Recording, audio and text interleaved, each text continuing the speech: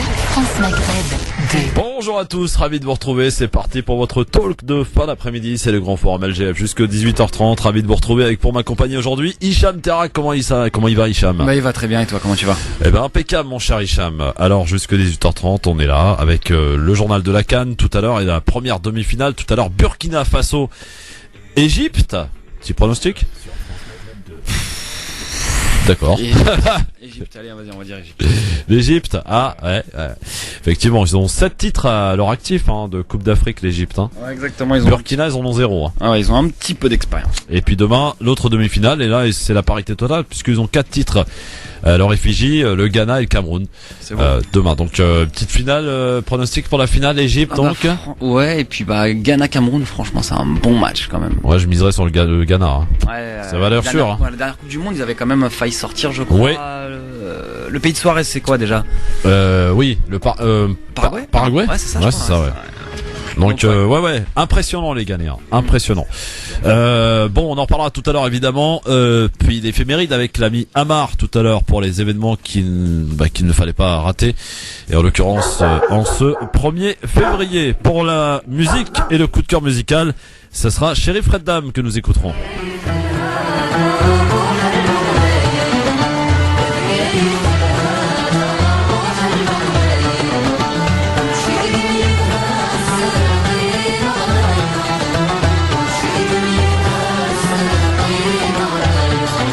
Il est mort effectivement le 23 février 2012, Sheriff Reddam, et on l'écoutera donc tout à l'heure sur France Maghreb 2 dans l'actualité. Aujourd'hui, on va parler de politique bien sûr, et la politique française, toujours agitée par l'affaire Fillon, avec les dernières révélations du Canard enchaîné sur les rémunérations, avec les proches du candidat de la droite à la présidentielle, alors qu'il dénonce une opération professionnelle de calomnie. François Fillon a retrouvé ce matin les parlementaires de son parti. On y reviendra bien sûr. Et puis on parlera une petite réaction par rapport à un reportage diffusé sur France 2, mon cher Hicham, sur ces écoles qui sont pas sous contrat avec l'État, ouais, et qui prônent un islam assez radical. Ouais. Et on demandera la question que je vous demanderai clairement: est-ce que vous êtes prêt à déscolariser vos enfants du service public parce que vous vous en plaignez, pour les mettre dans des structures qui sont pas forcément contrôlées, dans lesquelles on peut peut-être y enseigner un peu tout et n'importe quoi? On écoutera le reportage et on réagira. Et puis aussi on parlera, mon cher ami Hicham, un petit exercice de style que je vous proposerai. C'est de vous mettre à la place de Canadiens. Imaginez que nous sommes en France, et on écoutera la réaction des politiques officiels du Canada par rapport à l'attentat terroriste qui s'est produit dans la mosquée du Québec dimanche soir. Rien à voir. Et on fera un petit exercice comme ça de style en se disant tiens, si c'était en France, on peut imaginer que nos politiques parlent comme ça. Et vous verrez qu'on est absolument très loin de ce que l'on peut écouter, entendre dans ce pays. Donc on a un petit focus tout à l'heure. Mais pour l'heure et pour commencer, voici le zapping, Hichem. Super. Le zapping, les meilleurs moments qu'il ne fallait pas rater à la télé et à la radio sur Internet, en raison des désaccords qu'il a avec le président Donald Trump. Un célèbre animateur, James Corden, américain, a décidé de quitter l'Amérique. Et voilà. Il y a un présentateur qui est allé encore plus loin. Il a pris une décision radicale, c'est James Corden. Lui présente aussi un Late Show, mais Corden est britannique, et en solidarité avec tous les étrangers refoulés, il a quitté le sol américain.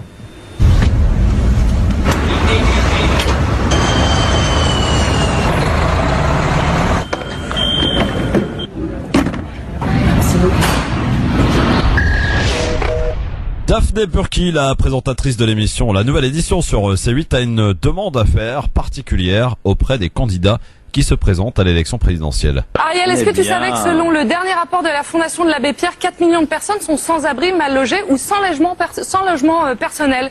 Et Matou, est-ce que tu as entendu que 12,1 millions de personnes sont touchées à des degrés divers par la crise du logement? Alors attendez. On va surtout pas faire culpabiliser, on va pas vous faire peur, c'est pas du tout le but.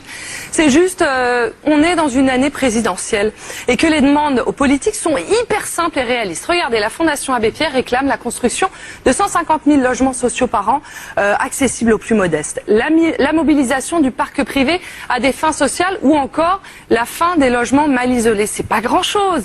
En arrivant par exemple à Matignon avec sa famille nombreuse, on a reproché à François Fillon d'avoir voulu agrandir l'appartement de fonction du Premier ministre ministre. Monsieur Fillon l'a démenti, mais on aimerait l'entendre un petit peu plus parler du mal logement. Et puis tiens, Emmanuel Macron qui a toujours pas présenté les détails de son programme. Il pourrait commencer par ça, non? Ce serait un bon début. Ça ressemble à ça en tout cas. Un micro-logement de 9 mètres carrés pour une famille idéale avec un papa, une maman, bien comme il faut, 2 ou 3 enfants, normal quoi. Par contre, on sait pas où dormir, on sait pas où étudier, on sait pas où avoir une intimité, simplement faire la cuisine, enfin avoir une vie idéale quoi. Affaire François Pénélope Fillon, résumé d'une journée riche en rebondissements en 1 minute. À peine rentré à son domicile parisien hier soir, après 5 heures d'audition face aux policiers, Monsieur Fillon, comment s'est passée l'audition? François Fillon et son épouse sont confrontés à de nouvelles révélations sur les soupçons d'emploi fictif dévoilés par le Canard enchaîné. Pour son poste d'attaché parlementaire, Pénélope Fillon aurait perçu plus d'argent pendant plus longtemps. 831 440 € bruts entre 1988 et 2013. À l'Assemblée nationale ce midi, les enquêteurs ont mené des perquisitions dans le bureau de député de François Fillon et le service de paye de l'hémicycle. À la recherche du moindre indice sur la réalité de cet emploi, ils ont obtenu des bulletins de salaire, mais pas d'adresse mail, ni de badge comme celui-ci au nom de Pénélope Fillon. Remplissait-elle alors sa mission dans la Sarthe? Là-bas, pas de permanence, tout se passait au domicile du couple, selon l'avocat de François Fillon. Comme en l'occurrence tout député se doit d'avoir un lieu où les personnes peuvent venir le trouver, ce lieu, c'était le domicile de monsieur et madame Fillon. Et pour finir ce zapping sur une note un peu humoristique, c'est une vidéo qui cartonne en ce moment sur le net. C'est Jamel Debbouze qui a rencontré son sosie et c'est absolument incroyable. Je vais vous présenter un ami. Wallah Jim, il a la même voix et le même corps que moi. J'en ai rien à foutre, je vais vous le présenter. C'est moi, c'est un Jamel. Et toi, poteau, ça va bien? Tranquille? Alors, ça fait plaisir de se rencontrer ou pas? C'est vrai, de la voir comment ça fait plaisir. Wesley, Jamel, les deux. Wallah Jim, j'en ai rien à foutre. Wallah Jim, j'en ai encore plus rien à foutre que lui. Extraordinaire, il a absolument la même voix que lui. Hein, c'est son sosie. Les sosies, exactement. Et il lui ressemble en plus. Hein. Extraordinaire, voilà. C'était le zapping, mon cher ami Hichem. Très bien. Ton programme, c'est quoi, dis donc? Alors j'ai un avis un peu spécial aujourd'hui. Ah ouais? Ouais. En fin de compte, il est, je le dis dans la vie, il est au même niveau que l'ambiance en ce moment en France. Ah, très délétère. Très plat, très morose, très space. Et le coup de cœur? Et le coup de cœur, c'est une association qui s'appelle Colis du Cœur.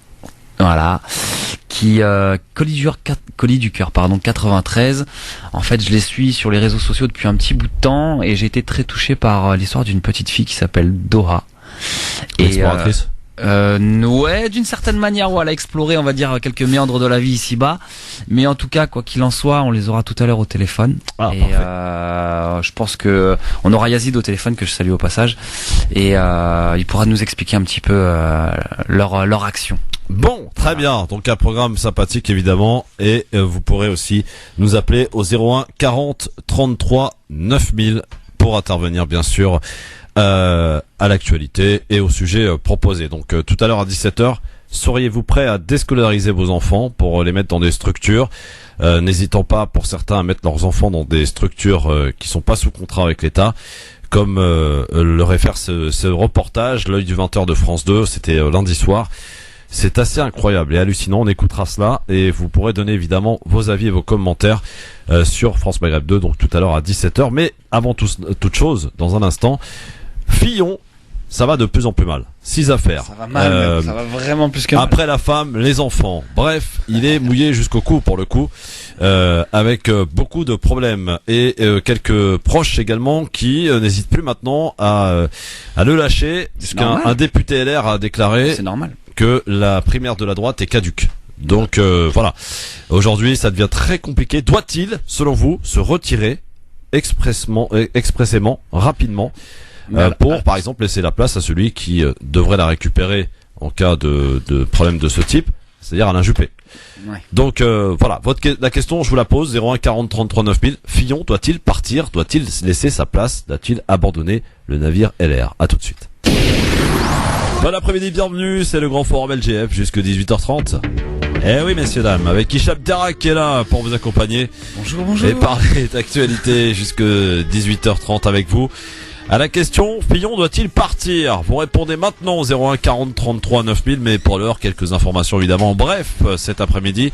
Et tout d'abord, direction le Proche-Orient, Hichem, avec une double actualité liée aux colonies. Annonce de nouveaux projets pour la Cisjordanie, on va en reparler dans un instant. Et en ce moment, une évacuation qui a commencé depuis aux alentours de la fin de matinée, qui conduite par la police israélienne. C'est donc en Cisjordanie, sur le site de la colonie d'Amouna près de Ramallah. Cette évacuation qui coïncide avec ce matin donc l'annonce de la construction prochaine de 3000 logements en Cisjordanie. Une quatrième annonce de ce type depuis 2 semaines, depuis l'arrivée au pouvoir de Donald Trump aux États-Unis. Lui qui s'est montré plutôt bienveillant à l'égard de la politique expansionniste du gouvernement israélien. Les deux hommes devraient d'ailleurs se rencontrer le 15 février à Washington, mon cher Hichem. Tu réagis ou pas, comme tu veux. Oui, l'impunité en fait, tu sais, et puis je pense que la nature n'aime pas le vide, donc si on déplace quelque part, on replace ailleurs. Oui, exactement. Alors, Donald Trump, puisqu'on en parle, il ne ralentit pas, lui, il continue de prendre des décisions clés pour son pays à un rythme accéléré. Hier, le nom du juge choisi pour occuper le 9e siège de la Cour suprême des États-Unis, ce nom donc a été rendu public. Il s'agit du conservateur Neil Gorsuch, un homme de 49 ans. Neil Gorsuch est un républicain chimiquement pur. Ses positions sur la Constitution sont très traditionnalistes. Une interprétation des textes tels qu'ils ont été écrits par les pères fondateurs voilà 300 ans, et non une adaptation de la Constitution au XXIe siècle. Le juge donc s'est illustré dans ses décisions contre l'euthanasie et contre les dispositions de la loi sur la santé, permettant le remboursement des contraceptifs. En défenseur de la liberté de religion, il s'est également prononcé en faveur des entreprises qui refusent d'appliquer certains textes contraires à leurs convictions. Promu par George Bush fils, il fut disons le plus jeune juge du cour d'appel fédéral. À l'époque, sa confirmation fut unanime, et c'est sans doute l'une des raisons pour lesquelles Donald Trump a choisi, espérant ainsi contourner l'obstruction par le long terme promise par les démocrates. Neil Gorsuch est un choix habile du président Trump. Le juge fait l'unanimité parmi les élus républicains qui, en cette période troublée, avaient besoin que le président prenne enfin une décision qui réponde aux vœux de l'establishment américain. Voilà pour ce qui est en tout cas de la nomination de ce juge. C'est un rigoriste, c'est ça, ouais. Que t'as dit? Ah ouais, traditionnaliste. Salafiste en fait. Salafiste, salaf. ouais. Donc, un salaf. Okay. On a un salaf à la Maison Blanche. Ouais, enfin juge, c'est pas, juge, pas la Maison Blanche, mais voilà. Juge, ouais, bon. Alors justement, encore des réactions, Hichem, au dernier décret signé par Donald Trump. La ville de San Francisco a porté plainte contre le président qui avait supprimé des financements, vous savez, fédéraux aux villes qui protègent leurs habitants sans papier. Plainte au nom de la défense de la démocratie. Et puis à Los Angeles aussi, 2 des plus influents syndicats du cinéma américain, la Guilde des réalisateurs et celle des acteurs, dénoncent à leur tour le décret anti-immigration signé vendredi soir. Là aussi, ça sent quand même mauvais, parce que tout le monde se mobilise pour le coup. Exactement, et puis il y a des manifestations, donc je pense que le règne de Trump va être très très très très mouvementé. Voilà pour les informations bref du Moyen-Orient et des États-Unis de Donald Trump. Je crois qu'à chaque jour on aura de l'actualité du côté de chez Trump, pour le coup. Ouais. C'est bien parti. Il va entretenir le buzz, l'ami Trump. Carrément. Alors, maintenant passons à un autre sujet. Une série de perquisitions, une arrestation ce matin dans l'ouest de l'Allemagne, ça c'est pour une petite information encore en bref. C'est un appartement et mosquée foyer dans la région de Francfort. Un ressortissant tunisien a été arrêté. Cet homme, d'après le parquet allemand, est suspecté d'appartenir au groupe Daesh, d'avoir préparé un attentat sur le sol allemand et peut-être aussi surtout d'être impliqué dans l'attentat du musée du Bardo de Tunis de mars 2015 et également de l'attaque à la frontière libyenne de Ben Gardan un an plus tard. Donc voilà pour ce qui est de l'arrestation de cet homme ce matin, d'un homme en l'occurrence, et puis des perquisitions qui ont également s'en sont suivies dans les mosquées et dans quelques appartements. Alors, pour en revenir maintenant à cette affaire qui embarrasse en particulier un candidat à l'élection présidentielle, l'affaire Pénélope Fillon. Ça n'embarrasse pas que lui, ça embarrasse, je pense, toute la politique, tous les Français aussi. Avec d'un côté l'enquête et de l'autre les réactions politiques. Aujourd'hui, le maire du fief du candidat de la droite à la présidentielle est entendu par les enquêteurs. Cet homme s'appelle Marc Joulot. Il avait remplacé François Fillon en 2002 à l'Assemblée nationale. Un homme au cœur même de l'affaire qui ébranle le candidat de la droite, car Marc Joulot, 49 ans, doit toute sa carrière politique à son mentor François Fillon. Au début des années 90, il débute à ses côtés comme, ça ne s'invente pas, Hichem, assistant parlementaire. Il devient ensuite par la suite le directeur de cabinet du président du Conseil général de la Sarthe, François Fillon. Il occupe ensuite le même poste à la région, avant de devenir l'adjoint de François Fillon à la mairie de Sablé-sur-Sarthe. C'est donc tout naturellement qu'il devient son suppléant à l'Assemblée nationale, quand en 2002, François Fillon devient ministre du Travail et de l'Éducation. Marc Joulot, un numéro 2 fidèle, toujours dans l'ombre, un adjoint d'une grande discrétion, député à la place de son patron. Il embauche donc Pénélope Fillon comme assistante parlementaire jusqu'en 2007. La rémunération qu'il lui accorde est bien plus importante que la moyenne. Elle débute à 6 900 € bruts par mois, puis monte à 7 900. C'est un bon coup de pouce, moi. Je trouve, oui, par mois. Franchement, quand tu démarres comme ça, c'est génial. Et elle atteindra enfin, quand même, 10 167 € bruts mensuels, soit un salaire plus important que celui de député lui-même. Une incongruité qui ne manquera pas d'interroger les enquêteurs pour le coup.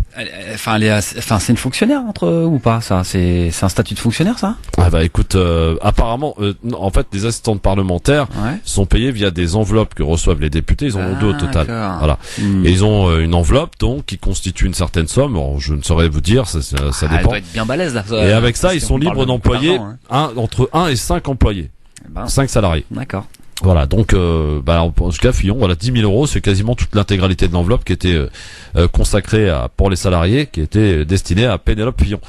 Alors dans cette affaire, pour être tout à fait complet, entendu aussi une de ses ex-assistantes parlementaires qui avait reconnu ne jamais avoir travaillé avec Madame Fillon. Et bien ça commence, Et puis d'après le Canard enchaîné, eh bien on parle de 831 000 € bruts donc reçus en tant qu'assistante parlementaire. Et d'ailleurs, c'est assez marrant comment on fait cette révélation, le Canard enchaîné, en disant on présente nos excuses, on s'est trompé, il s'agit pas de 500 000 mais de 831 000 €. Ah là, ça commence. C'est pas mal quand même. C'est pas mal. C'est pour ça qu'on parle de lynchage médiatique peut-être aussi. C'est ce que on a comme argument en ce moment, ce qu'on entend un petit peu partout. Alors lui, François Fillon, comment se défend-il? Bien aujourd'hui, François Fillon a déclaré, il a qualifié d'opération professionnel de calomnie ce matin. C'est devant le parlementaire de sa famille politique que François Fillon s'exprimait. Le candidat reste soutenu par les ténors de son parti comme Luc Châtel par exemple, que je vous propose d'écouter. C'est évidemment dans les campagnes présidentielles, il y a toujours des moments difficiles, des moments de haut et de bas. C'est un moment difficile que nous traversons. Simplement ce que je veux dire, c'est que évidemment il y a volonté d'abattre notre candidat.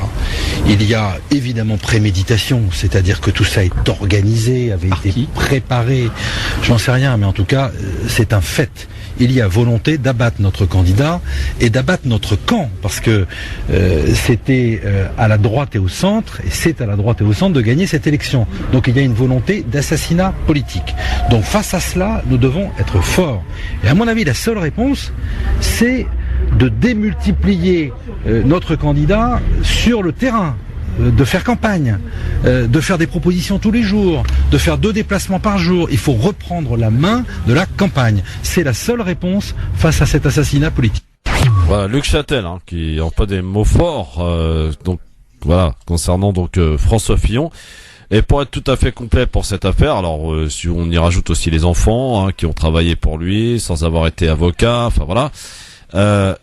Cette affaire entraîne quand même une avalanche de réactions. Hichem, ami auditeur, la droite se désole de cette situation. On nous a volé notre début de campagne, affirme le président du groupe Les Républicains au Sénat, Bruno Retailleau. Réaction hier soir de François Bayrou, président du MoDem. Il n'a pas encore, François Bayrou, dévoilé ses intentions au vu de la présidentielle. Mais il a rappelé qu'il n'avait pas accepté d'accord avec François Fillon. Et François Bayrou, qui à travers cette affaire dénonce le danger d'une justice à 2 vitesses. Écoutez, c'était hier soir sur TF1. C'est une chose, c'est qu'il y a un trouble énorme parmi les Français. Est-ce que la loi est la même pour tous? Est-ce qu'il y a une loi pour les puissants, ceux qui ont le pouvoir? Et est-ce qu'il y a une loi pour ceux qui n'ont pas ces avantages? Le choix de ma vie, c'est que la loi soit la même pour tous. Je me suis battu seul contre tous sur des sujets très graves sur ce point. Et deuxièmement, c'est que ce soit équitable et que quand on demande des sacrifices, on les demande également à ceux qui ont beaucoup et à ceux qui ont peu. François Bayrou hier soir donc sur TF1. Parle bien. Parle bien. Hein. Exactement, ouais. Pas et évident, puis, pour y rajouter un petit truc qui va pas faire plaisir à François Fillon, c'est un sondage qui est paru sur la crise de confiance que génère l'affaire Fillon auprès de la population. Sondage Elab pour BFM TV, selon lequel 76% des Français ne sont pas convaincus par la défense et par les arguments de l'ancien Premier ministre. Franchement, tout va bien, quoi. T'as entendu le soutien qu'il y a pu avoir, tu rigoles. C'est vraiment une blague, en fait. Moi, et un autre sondage qui est sorti aussi aujourd'hui et qui donne François Fillon perdant du premier tour, donc devant lui, Emmanuel Macron, Marine Le Pen. Mais il devrait même pas y aller, moi, je dis, moi. Donc la question que je te pose, amis auditeurs, auditrices, Hichem Terak, oui. Doit-il ou pas, et pourquoi doit-il partir maintenant? Alors écoute, moi, ma petite réponse, moi je dis que, parce que justement, niveau, niveau emblématique, l'emblème, au niveau logique, au niveau d'honnêteté, tout ce que tu veux, tu peux pas arriver avec des casseroles comme ça. Là en plus c'est avéré, il y a toute la machine judiciaire qui est engagée, qui est enclenchée, c'est un gros rouleau compresseur, et là à mon avis je pense que ça va pas s'arrêter de sitôt. Tu peux pas, quand tu sais que maintenant on est quasiment sûr et certain qu'il y a de l'argent qui a été donné à de la famille, des gens très proches, les gens en plus de ça, ils ont pas été vraiment sur le terrain, pas vraiment en train de faire ce qu'ils étaient soi-disant en train de faire, tu vois, donc c'est compliqué d'arriver et de dire écoutez, moi je vais essayer de redresser la barre, c'est pas possible, tu vois. Ouais, et si on y rajoute le fait aussi que il y a quand même plus de 50 députés qui emploient leur famille, est-ce qu'on devrait interdire ce procédé, c'est-à-dire pour les députés de faire travailler sa famille, d'employer sa famille à partir du moment où c'est en règle, pourquoi pas? Ouais, mais même. Je pense que tu sais, il y a ce qu'on appelle le népotisme, tu sais, c'est le fait de travailler en famille, tu sais, ça reste dans un cocon, tu vois, tout le pouvoir reste au pouvoir. Et c'est pas gage d'ouverture, c'est pas bon en fait. On peut pas parler de démocratie si même à ce niveau-là, tout le monde n'a pas son mot à dire ou tout le monde ne peut pas prétendre à quelque chose. Alors la question, je vous la pose ouvertement. François Fillon doit-il renoncer, doit-il partir, doit-il céder sa place? Vous répondez évidemment 01 40 33 9000. Allô, bonsoir. Oui, bonsoir. Justement, bonsoir Monsieur Hakim Terak. C'est Hicham. C'est un sujet très important à propos de Fillon et je devais normalement hier intervenir, mais malheureusement j'ai pas voulu sortir du sujet à propos de Trump. L'affaire Fillon, vraiment, je vous le dis que franchement, moi j'étais étonné par sa façon de gagner à 60% lors d'élections de la primaire à droite. Moi je pense que c'est des électeurs du Front National qui ont voté massivement pour le faire gagner sur Juppé. Et en le gagnant, ils l'ont fait sur tout monté-là. Et tout est, je pense cette affaire-là des parlementaires, tout est monté par le Front National. Je pense, à mon avis, parce que vraiment, le problème des parlementaires, vous savez qu'il y a 3 salaires. Il y a un salaire pour le député, un salaire pour sa représentativité, ses transports, tout ce qu'il faut, tout, les bureaux et tout. Et la 3e partie, c'est les salaires des collaborateurs. À mon avis, l'erreur de l'État, c'est pourquoi on offre cette enveloppe de 5 000 € jusqu'à 9 000 € aux députés pour rémunérer ces gens-là. À mon avis, ça aurait été plus transparent que l'État, c'est lui qui paye à la place des députés les collaborateurs. Comme ça, il n'y aura pas un délit de népotisme, un délit de favoritisme de ses enfants. Et ce que je tiens à dire, vraiment, ce qui m'inquiète, vraiment, actuellement, Fillon, il se trouve dans une impasse vraiment très dure, les sondages le prouvent. Il y avait un 3e point que je voulais dire aussi, très important aussi, à propos de ces députés-là. Il y a aussi Marine Le Pen aussi, avec des trucs fictifs. Moi, quand j'ai vu ça de Marine Le Pen... elle doit des milliers d'euros au Parlement européen. 300 000, je crois que on parle de 300 000 euros. C'est 300 000 euros. Au Parlement européen. Non, 10 000 € par mois, son salaire mensuel, je parle pas par rapport à un salaire d'un ouvrier français, qui est équivalent de 1800, 1700. Je trouve que c'est énormément plus. Il y a aussi des salaires fictifs. Moi, je comprends pas cette dame. Elle critique l'Europe, elle veut la haine, et c'est l'Europe qui lui offre un salaire de 10 000. J'ai dit quelque chose avec Fillon, mais c'est la 3e question. Vraiment, j'ai dit que vraiment la justice fait son travail. Maintenant, on verra, mais ça va être... Kamel, est-ce qu'il doit partir? La question que je vous pose, est-ce qu'il doit partir? Tout simplement. Il doit partir. Maintenant, voilà, justement, ça me revient. C'est pas un journaliste du Canard enchaîné de faire des investigations. C'est normalement, c'est à l'État de vérifier la transparence de l'argent. À mon avis, je sais pas, c'est un point d'interrogation, je peux pas, il faut que la justice... Mais si c'est les journalistes qui le font, c'est parce que justement il y a des manquements quelque part, ou justement c'est peut-être pas le rôle de l'État d'aller chiner là-dedans. Vu que l'État est fait de politique et les politiques sont un peu tendus, certains. Son argent, c'est pas un journaliste de Canard enchaîné de faire le salaire de Madame Pénélope et 5 000 euros ouais, mais on va pas s'en plaindre, Kamel, on va pas s'en plaindre des révélations du Canard enchaîné. Tant mieux qu'il y ait une presse encore qui travaille, parce que sinon, ça serait... Tout le monde se protège, Kamel. On attend 15 jours et on verra. Voilà. Bon, très bien, merci beaucoup, Kamel. C'est ce qu'a demandé d'ailleurs à ses parlementaires aujourd'hui, François Fillon. Tenez bon, soyez derrière moi, je vous demande 15 jours. Pourquoi, je sais pas. On aura parce que dans 15 jours, il va annoncer qu'effectivement on part. Mais c'est vrai que la grande tendance, pour ne rien vous cacher aujourd'hui, d'après les bruits qui nous reviennent, d'après les confidences aussi, parce qu'il y a des confidences, faut pas rêver, hein, qui sont faites de la part de proches de Fillon, c'est que dans les jours à venir, il devrait annoncer effectivement, il y a une plus grosse tendance qui indique qu'il devrait annoncer qu'il se retire. Alors justement remplacer, moi je dis. Carrément. Comment remplacer même. Remplacer, oui, non, mais je veux dire que sur le fait qu'il abandonne le fait d'aller à la présidentielle, et pour le coup, il serait complètement, vous imaginez, complètement grillé. Fini, là, c'est des carrières politiques terminées. Il peut penser à faire autre chose. Allô, bonsoir, autre avis, autre appel, bonsoir. Oui, bonsoir, c'est Mehdi de Paris. Oui, Mehdi. Salut, Mehdi. Les gars, ça va? Ça va très bien. François Fillon doit-il partir, Mehdi? Moi, avant de te répondre, je vais dire, maintenant, je sais qu'il y a une justice divine. Parce que ce mec-là, il nous cassait la tête. Oui, les gens qui touchent le RSA, ce sont des feignants. Le plombier, c'est pas normal que le plombier gagne plus que le médecin, etc., etc., etc. Sa femme qui n'a jamais travaillé, au début de carrière, a touché 3 000 et quelques euros. En fin de carrière, elle touche 7 000 et quelques euros. Et sur 20 ans, elle a touché à peu près 900 000 euros. C'est ça? Ouais, c'est ça, ouais. Ça veut dire presque 100 000 euros par mois. Non, c'est ça? Non, par année, par année. Par année, excuse-moi. Tu te rends compte? Et ce sont ces mêmes gens-là qui viennent te donner des leçons de morale de ce que tu touches, de ce que tu touches pas, de ce que... Quand toi, tu fais un truc que tu déclares pas un petit peu ou quoi, et ce sont les premiers qui te tombent dessus.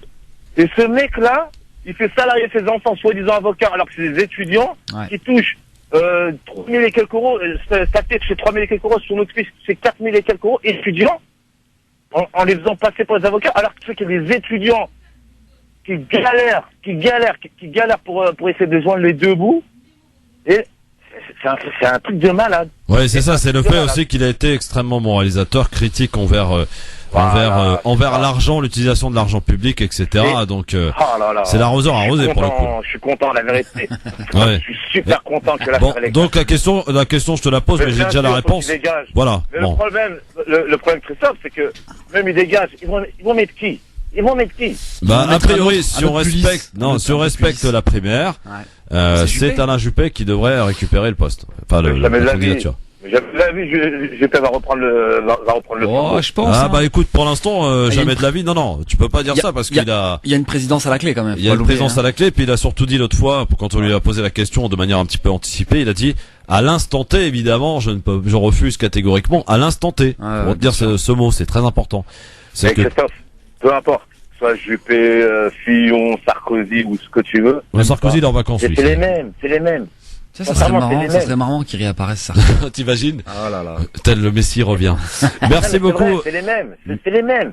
C'est vrai. Les mêmes. Oui. Merci Mehdi. Merci beaucoup. Merci à toi. Salut, à bientôt. Ciao. 01 40 33 9000. Bon, bah, écoutez, je pense qu'il y a une grande tendance, visiblement, d'auditeurs qui pensent qu'il devrait partir et donc annoncer son retrait de la vie politique et en l'occurrence de la candidature pour représenter son parti, hein, quand on a été très moralisateur, quand on a été extrêmement critique envers les gens. Bah écoutez, on est un peu rattrapé par ces affaires. Il aurait peut-être pu... D'ailleurs, Nicolas Sarkozy a fait une petite déclaration sur François Fillon en disant qu'il avait fait une erreur de communication. Ouais. Voilà. Mais je pense qu'il a surtout fait une erreur, c'est d'escroquer déjà à la base. Et puis alors tiens, le petit commentaire de Emmanuel Macron, candidat lui aussi à la primaire, à la présidentielle, pardon, qui dans cette affaire refuse de parler de calomnie ou de complot, mais refuse aussi de participer à l'Alali. Emmanuel Macron ce matin a annoncé un certain nombre de ses propositions sur le plan économique, une réévaluation des temps partiels au salaire minimum par rapport au RSA.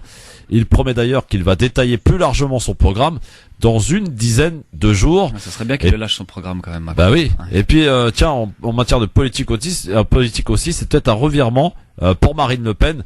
Elle exclut désormais le rétablissement de la peine de mort dans son projet présidentiel de 2017. Ouais. Pourquoi revirement plutôt limité puisqu'elle n'exclut pas qu'un référendum tranche sur ce sujet. Pourquoi ? Parce que ça faisait partie de son projet présidentiel de 2012. La peine de mort. La peine de mort. C'est chaud quand même. Hein. Ah ouais. C'est chaud. Bon, mon cher ami Hichem, c'est pas encore l'heure de la guillotine, mais dans un instant, on va faire un petit tour au Canada. On va faire un petit exercice de style avant de retrouver ton avis tranché. Okay. Et on va s'imaginer comme ça en France. Malheureusement, il y a ce terrible attentat qui intervient dans une mosquée de fidèles en pleine prière. Et on imagine que nos responsables politiques seront à la hauteur de l'événement, de la réaction seront à la hauteur de l'événement. Bon, bah écoutez, au Canada, oui. Alors on va faire un petit exercice ensemble juste après la pub. Je vous demanderai juste d'imaginer que nous sommes en France, alors que ça se passe au Canada, et que nous écouterons, je sais pas, moi, François Fillon, Emmanuel Macron, Jean-Luc Mélenchon, Benoît Hamon, réagir à cet attentat qui vient de se produire. À tout de suite. LGF, le grand forum avec Hicham Terak, on est là, messieurs, dames, 01 40 33 9000. Alors attention, je vous demande un petit exercice que je vous propose. Alors imaginez-vous, il y a eu un attentat dans une mosquée où il y a eu des morts, un tireur fou qui est rentré, qui a tiré sur tout ce qui bougeait. On imagine évidemment l'émotion qui s'en ressent, un attentat terroriste, n'hésitant pas à employer les termes d'ailleurs, d'attentat terroriste. Et là, vous avez tous ces responsables politiques de ce pays, la France, donc, qui viennent à la télé, à l'Assemblée nationale, réagir avec ces mots. C'est avec tristesse et horreur que les Canadiens ont appris la nouvelle de l'attentat terroriste dévastateur qui se produit hier soir à Québec. Ces personnes ont été visées uniquement parce qu'elles pratiquaient leur religion. Il s'agit d'un acte terroriste. C'est une attaque contre les valeurs les plus profondes et les plus chères aux Canadiens, l'ouverture, la diversité et la liberté de religion. Je sais que nous sommes tous unis dans notre chagrin pour les victimes de l'attaque haineuse commise hier. En nom de l'opposition officielle, j'offre mes condoléances les plus sincères et les plus profondes aux familles des personnes tuées de sang-froid au Centre culturel islamique de Québec hier soir. Assalamu alaikum. L'attentat terroriste perpétré hier soir au Centre culturel islamique de Québec a ébranlé notre pays. En ce moment, des familles pleurent la perte de leurs proches et prient pour ceux qui sont blessés et qui luttent pour leur vie. À tous nos frères et sœurs musulmans, nous partageons votre deuil et prions pour vous. Monsieur le Président, la mort est entrée dans un lieu de prière, armé de haine et de fusils, pour semer la terreur et le désespoir. Hier, 6 des nôtres ont été assassinés en raison de leur foi. 5 autres reposent toujours à l'hôpital dans un état grave pour la même raison. Nous sommes de tout cœur avec eux. Monsieur le Président, un climat malsain s'est introduit dans notre société et dans tout l'Occident. Et l'attentat de Québec en est la dernière incarnation. Hier soir, c'est ici, dans notre capitale, que l'horreur s'est produite. Notre capitale est si belle, si accueillante, si pacifique. On le voit bien, personne n'est à l'abri. Pensons d'abord aux victimes. Chacune d'entre elles a un nom, une histoire, une famille, des familles comme tant d'autres au Québec.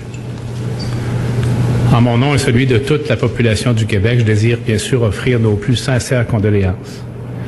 Ce sont des Québécois qui ont été tués pour la simple raison qu'ils exerçaient un droit fondamental, celui de se réunir dans un lieu de culte et de prier leur Dieu. Et donc on est tous touchés dans nos libertés aujourd'hui au Québec. Parce que nous sommes tous les porteurs de cette liberté de croire ou de ne pas croire, d'assister à du culte ou de ne pas le faire. Et c'est donc ce droit qui a été l'objet d'une attaque brutale. tout le monde et surtout les gens de la grande région de Québec sont en deuil aujourd'hui. Comme père de famille, comme chef de parti, comme Québécois et comme être humain, j'éprouve une profonde tristesse pour toutes les familles touchées par l'horrible attentat d'hier à Québec. J'éprouve une profonde tristesse pour la grande famille élargie des Québécois de confession musulmane. Les pères, les mères, les enfants sont sous le choc aujourd'hui, s'apprêtent à vivre un deuil douloureux. Je veux que vous sachiez qu'on est de tout cœur avec vous. Tout le Québec partage votre deuil. Peuple de France, réveillez-vous, nous sommes en France. Et ceci s'est passé au Canada. Hichem ? Écoute, les mots étaient forts, les condamnations étaient au rendez-vous. C'est poignant. Les responsables politiques du Premier ministre Justin Trudeau aux principaux parlementaires, aux maires de Québec, ont tous réagi avec leurs mots forts, puissants. Et on s'est imaginé comme ça au Canada, en France, là aujourd'hui, on se sentait vraiment purement et simplement français avec de tels mots de la part de notre classe politique. Et c'est là qu'on constate qu'on est à des années-lumière de ce que l'on peut entendre dans d'autres pays. Alors c'est vrai que c'est bien de critiquer les autres pays, mais aujourd'hui il y a quand même un sacré boulot à faire en matière de reconnaissance de ces gens qui effectivement pratiquent une autre religion. Dans le pays du droit de l'homme, le pays qui aime donner des leçons de morale à toute la planète, faut faire ci, faut faire comme nous parce que c'est comme ça que ça se passe. Voilà, c'était un petit peu le message et l'exercice que je souhaitais vous faire faire, amis auditeurs, auditrices, Hicham Terak. Aujourd'hui, vous faire écouter quelques-unes, parce qu'il y en a eu évidemment beaucoup d'autres, des réactions de responsables politiques. Je parle bien de responsables politiques suite à ce qui s'est passé, et eux, ils n'hésitent pas à parler d'attentats terroristes. Voilà. Alors que si vous prenez par exemple un journal dont je tairai le nom d'extrême droite qui parle de résistance sur ce qui s'est passé au Québec. Voilà. Carrément. On est en France, bienvenue. Hein. C'est chaud. Voilà. Bon, et bien voilà, c'était un petit exercice qui, j'espère, quand même nous alertera en l'occurrence nos responsables politiques sur les efforts qui restent à faire en matière de reconnaissance et d'égalité envers sa population. Mais d'unité. L'objectif aussi, c'est qu'on soit tous unis. Après tout ça, on va passer maintenant à la vie tranchée. Ça va pas être très gai non plus. Ouais, si je vais essayer de faire quelque chose d'un petit peu plus. Enfin, on verra. Allez, c'est parti, jingle. 5, 4, 3, 2, 1. Ok, il s'arrêtera comme ça en plein milieu, jingle. Plus ça va, plus ton jingle est un peu bizarre quand même. Bon, puisque tu me cherches. Voilà, envoie-moi du jingle, du bon jingle. 5, 4, 3, 2, 1. C'est Star Wars, ton truc. Alors piétinez-moi, allez-y. Ok, ça c'était du jingle, merci en tout cas Christophe. Bonjour à tous. Je commence cette chronique le plus basiquement possible par un bonjour tout balourd. Car désolé chers auditeurs, j'ai eu une panne. Oui, panne d'oreiller. Non, pas du tout, c'est pas vrai, pas panne d'oreiller. Non, vous savez cette fameuse panne que l'on nomme la page blanche. Alors il faut être clair à ce sujet. Je ne manque pas d'imagination pour raconter des bêtises, c'est juste que cette année 2017 bat déjà des records. Tant en conneries qu'en foutage de gueule. Pour dire vrai, je ne savais pas quel sujet traiter dans cet avis tranché, poilonné. Pourtant, il y a de quoi. Du coup, je ferai une chronique à la hauteur du niveau ambiant. Je ferai donc des blagues d'escrocs, j'aurai même la provoque. Attention, je risque de vraiment provoquer. En somme, dans la vie, il y a deux catégories. Ceux qui ont une chronique préparée et ceux qui n'ont rien foutu. Vive les tortues. Oui, compliqué de préparer, écrire un bon sujet par moment. Pourtant, en ce moment, ça sent le changement. Porté par le vent. Les sujets qui intéressent les gens sont juste là, devant. Alors je me suis dit, mais de quoi je vais bien pouvoir parler aujourd'hui ? Oui, j'ai écrit ce papier avant de venir. J'aurais dû le faire hier, mais en rentrant très tard chez moi, j'ai vu qu'il y avait une bonne salade composée bien fraîche qui n'attendait que d'être dévorée par un affamé. Et comme vous le savez, écrire une chronique ou manger une bonne salade, y a pas photo. J'ai donc mangé un reste de filet de bœuf au beurre de noix et son gratin dauphinois qu'avait laissé ma sister-in-law, Amira. I love you, Amira, God bless you. Bon, j'avoue, j'ai aussi mangé la salade. Tiens, en parlant de salade, Et si on parlait de celle que nous propose François Fillon? Vous en pensez quoi, honnêtement? Le gars nous sert du « je suis un mec droit, j'apporte la rupture, un peu d'austérité car il en faut pour redresser le bateau France ». Et Vlatipak, le mec a rincé sa famille à coups de millions d'euros sur notre dos? Non, sérieux. Le mec se fait rattraper. Il y a des perquisitions, des auditions. Sa femme n'a jamais mis les pieds à l'Assemblée nationale. On en est sûr maintenant. Et le gars continue à jouer la victime, tranquille. Purée, quand tu vois de quoi sont capables nos politiques, comment tu veux sauver ce pays? En fait, on doit se sauver de vous, les politicards. Toujours à nous rendre coupables, nous endetter, nous dire que tout va mal, et qu'il ne reste plus rien. Alors qu'en fait, c'est de votre faute, tout simplement de votre faute. Point barre, honte à vous, bande de mythomanes schizophrènes. Le pire, c'est qu'il y a des gens qui croient encore en vous. Bon, certains diront que c'est un coup de Juppé, voire de Sarko, voire même la gauche. Tiens, en parlant de la gauche, Christophe, qui sait qu'il n'est pas le grand champion rassembleur plein d'expérience et qui disait qu'il était le plus fort pour représenter le parti, hein? Allez, comme beaucoup disent, allez, rentre chez toi Manu, t'as perdu, sois pas déçu. De toute façon, après la demi-baffe de cow-boy que t'as mangé, c'était foutu. Turlututu, chapeau pointu, qui l'eût cru? Pas lui en tout cas. Donc c'est Hamon, le champion, enfin pardon, Bilal Hamon. Oui, car en France maintenant, quand tu veux descendre quelqu'un, il suffit de lui rajouter un petit prénom arabe ou trouver des informations sur le fait qu'il parle ou mange avec des musulmans. Oui, parce que musulman, c'est mal. D'ailleurs, Dark Vador est musulman. Son vrai nom, c'est Abdel Dark Vador. Et c'est pour ça qu'il est mal aimé, le bougre. Sinon, dans le fond, c'est un bon gars, Dark Vador.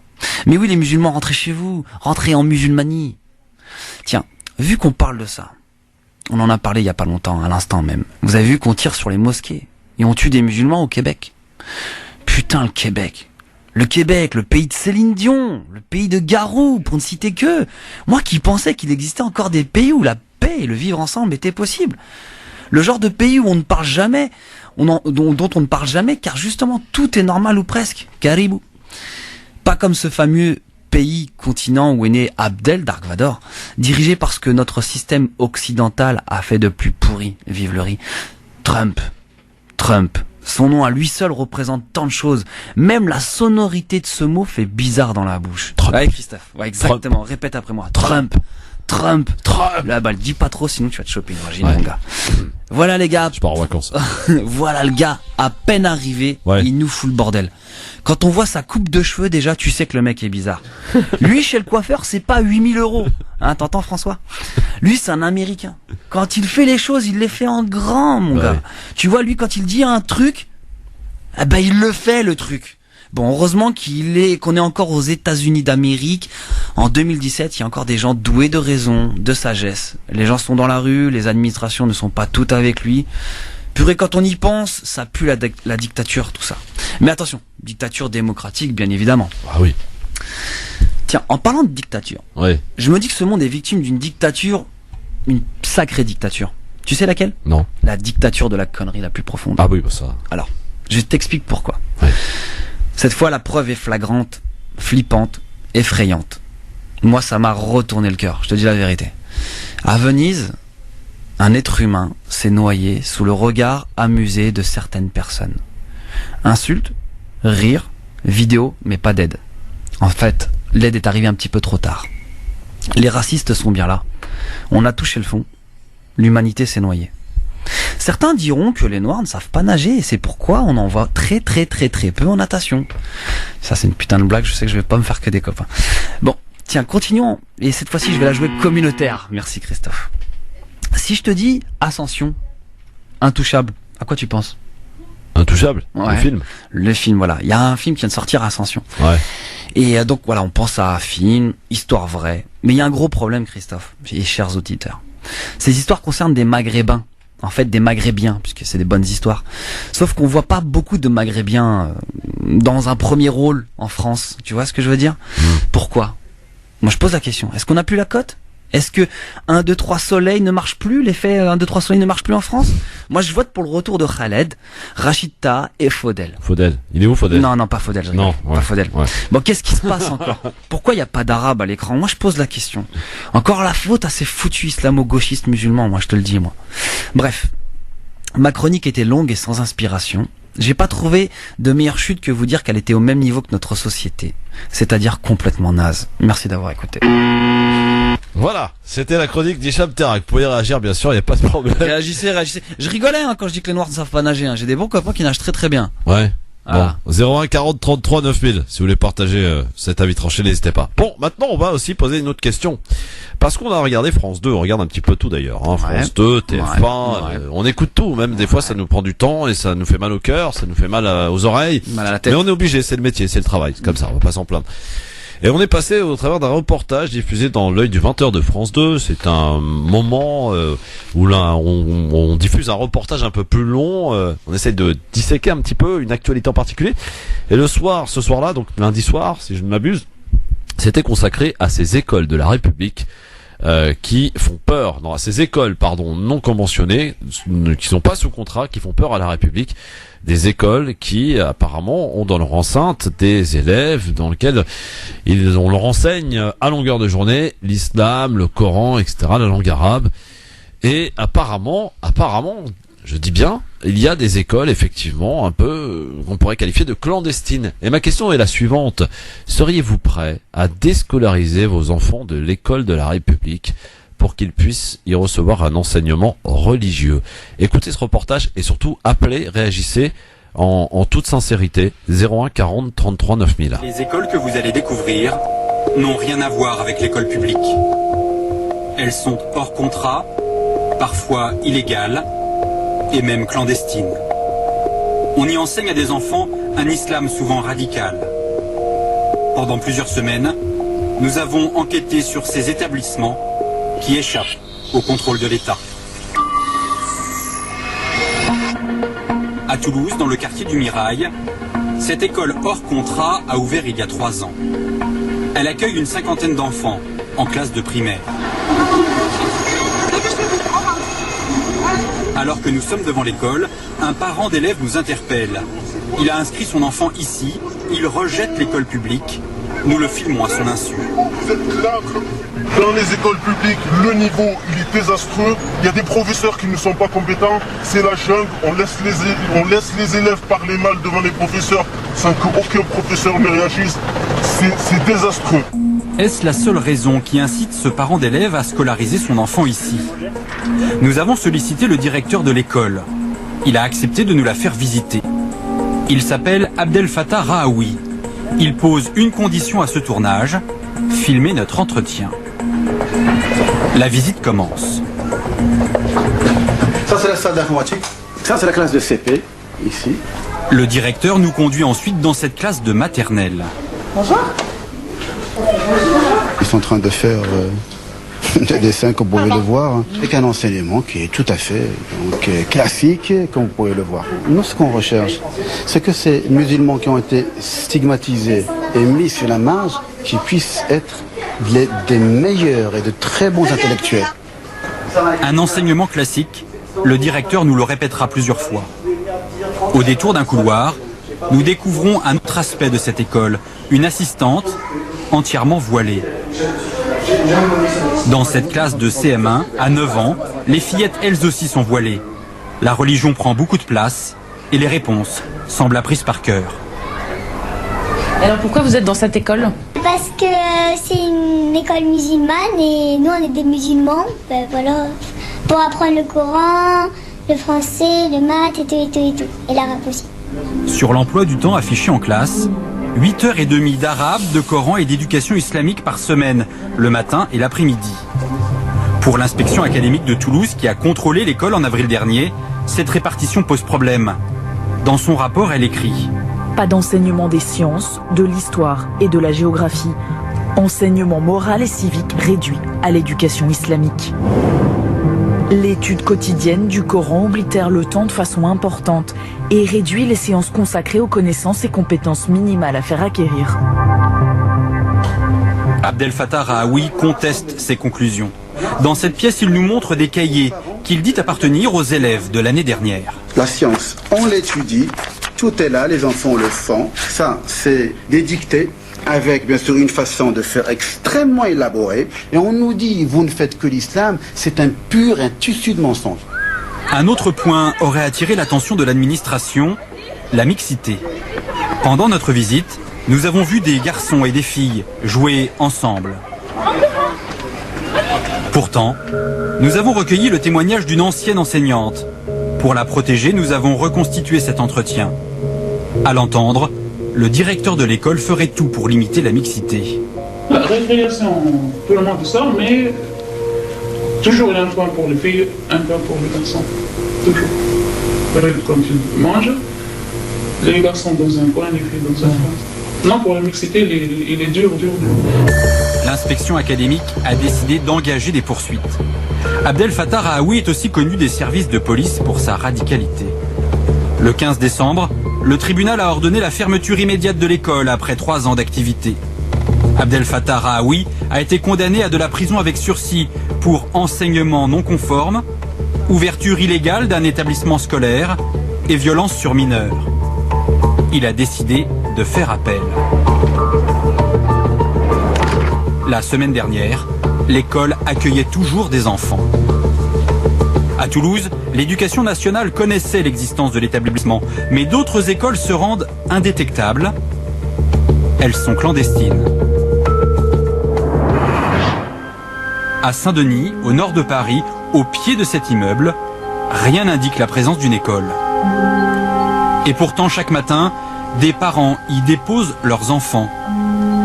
Une trentaine de garçons et de filles de 2 à 10 ans. Les fenêtres sont obstruées, le portail est cadenassé, pas de récréation, les enfants restent à l'intérieur toute la journée. Nous nous faisons passer pour des parents qui cherchent à inscrire leur enfant. Nous abordons une enseignante.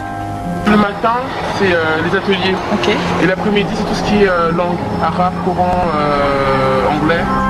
Le directeur s'occupe du primaire, il est débordé. Franchement, j'ai pas le temps, j'ai ma classe. Ouais, j'ai ma classe, faut que je m'en charge. Je peux pas le laisser tout seul. Quant aux parents, leurs motivations sont religieuses. Et après, quand tu vas te faire rentrer, réciter une petite sourate ou des doigts, ou tu sais, parler un peu arabe, des trucs comme ça, c'est de la merde. C'est mieux que le Père Noël. Voilà, c'est mieux que le Père Noël. C'est bien le Père Noël. C'est mieux que le Père Noël. Voilà, un extrait de ce reportage, non, extrait en tout cas pour comprendre un petit peu ce reportage, l'œil du 20h de France 2. Et ma question que je me pose, moi qui grandis, peut-être toi aussi Hichem, qui a été j'ai reçu une éducation de l'école de la République, quoi. Voilà, l'instruction de l'école de la République, et j'en suis même très fier.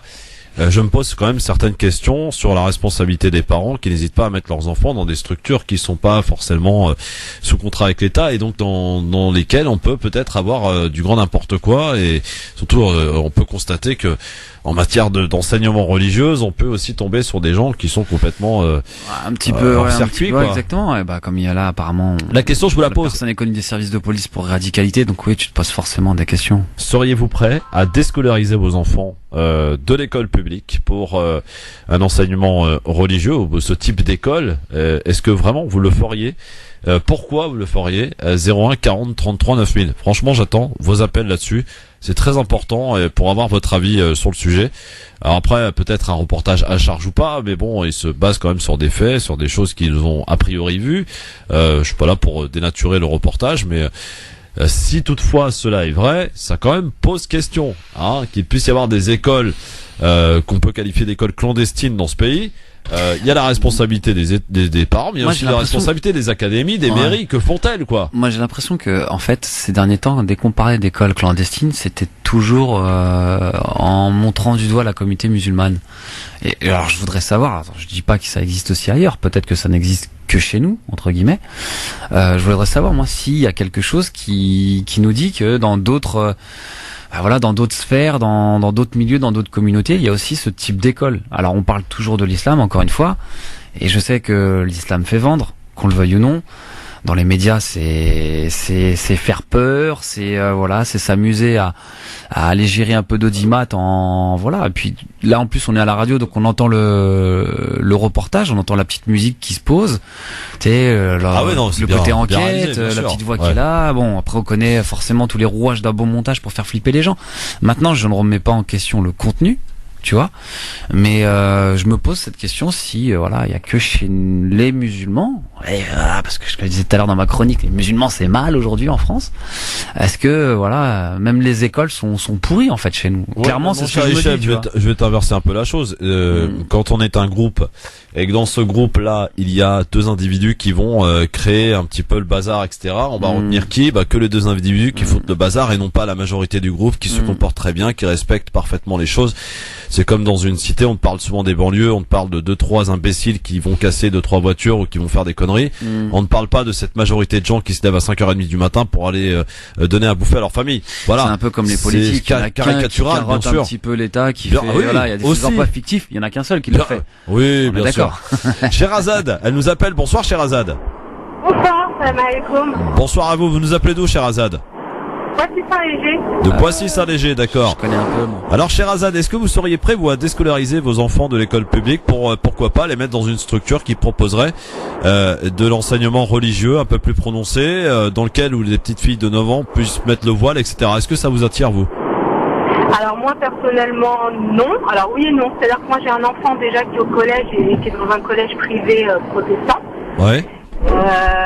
Alors ce que j'aime sur le côté de le collège où il est actuellement, c'est qu'on apprend toutes les religions. Ouais. Et aussi, en fait c'est une découverte des religions et je trouve que ça c'est très bien pour le vivre ensemble. Richesse, bien sûr. Voilà. Maintenant, là, ce que j'ai pu entendre du reportage, je pense que malheureusement c'est pas assez encadré.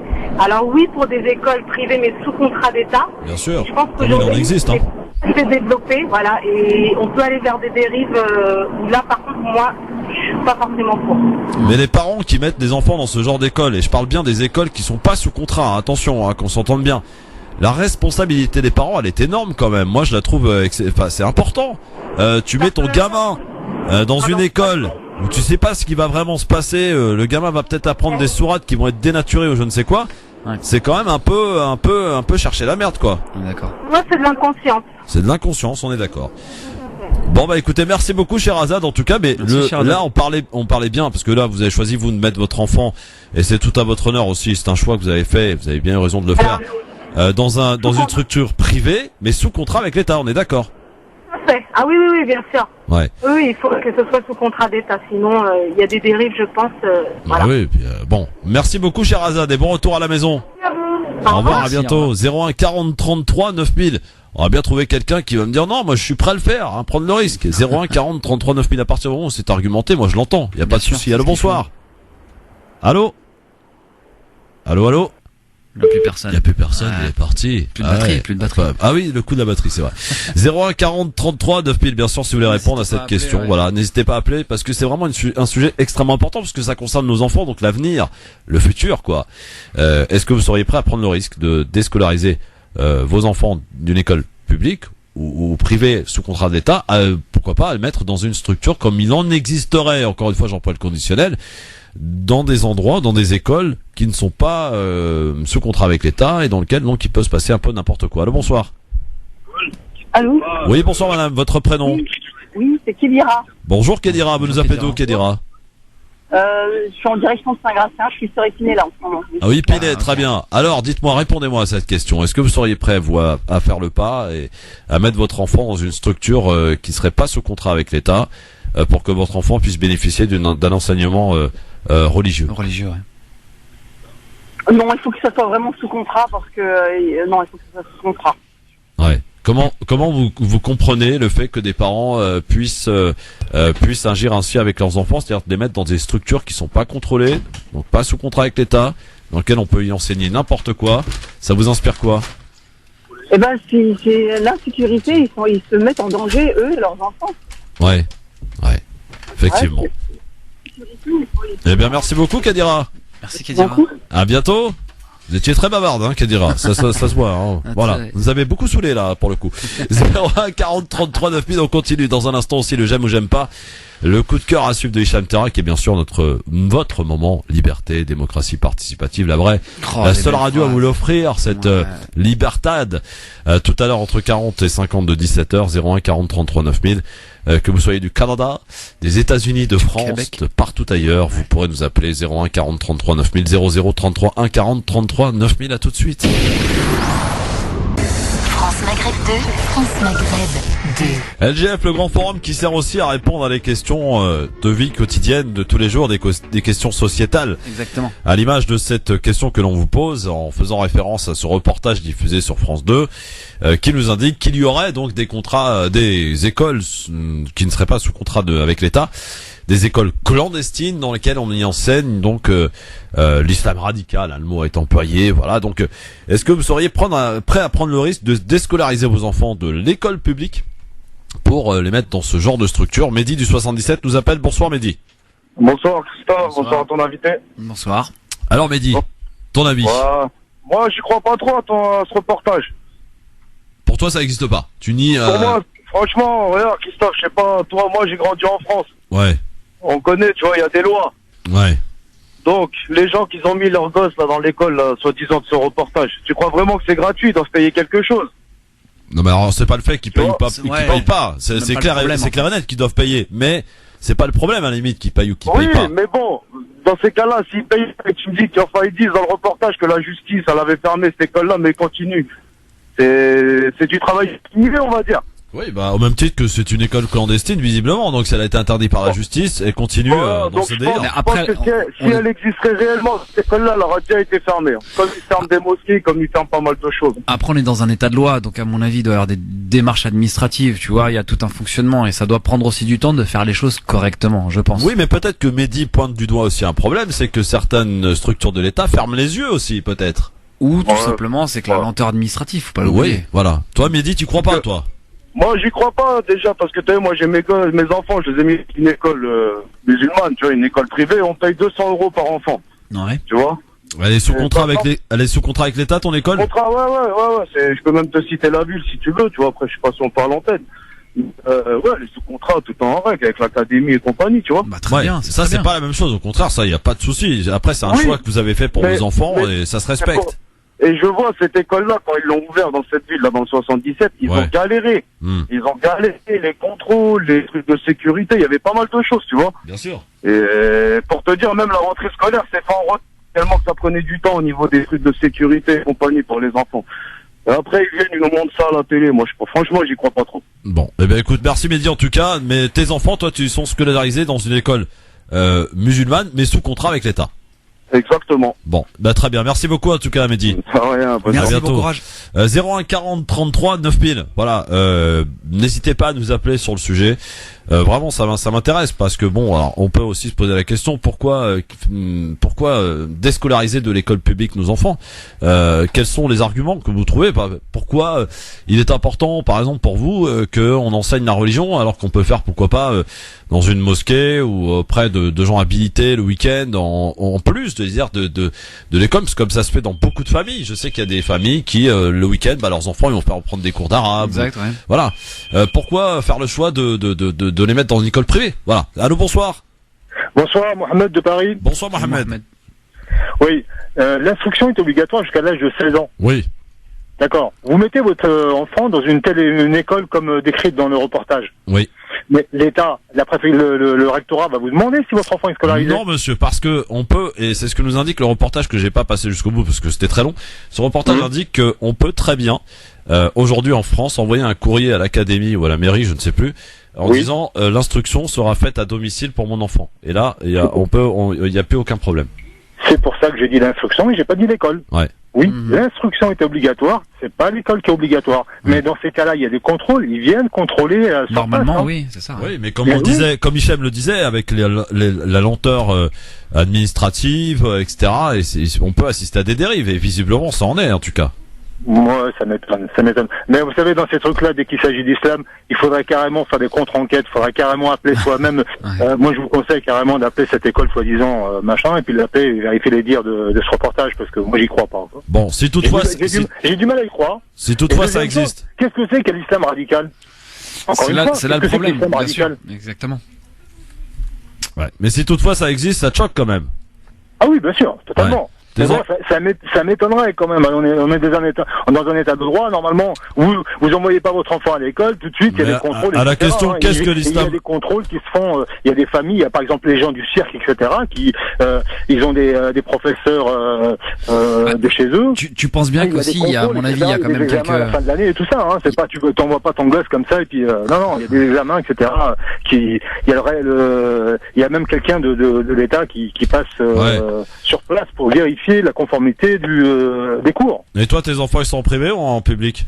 Ah non, moi ils sont en public, moi je suis pas le public, moi, parce que si en envoyant ces enfants dans le privé, eh ben c'est quelque part pousser à la privatisation de l'éducation, quoi. Donc moi je suis non. Ouais. Merci en tout cas de ton appel, Mohamed. Merci beaucoup. 01 40 33 9000, la dernière appel avant le j'aime ou j'aime pas. Bonsoir. Bonsoir. Bonsoir madame, quel est votre prénom? Sarah. Sarah, vous nous appelez d'où, Sarah? De Metz. De Metz, bienvenue à vous, Sarah. Merci.